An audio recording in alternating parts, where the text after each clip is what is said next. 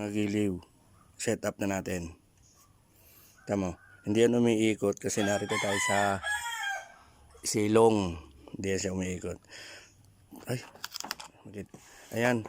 Pag pumunta tayo dito, naglalakad tayo. Magkakaamoy ano na yan, yung parang nadidetect niya may solar, umiikot na siya. Ayan. Habang umiikot yan, tumitilapon yung yung amoy niya. Doon sa butas na yon, doon lumalabas. O ngayon dadayan natin sa ating giliw-ban. Ayan, dadayan natin dyan. Hop.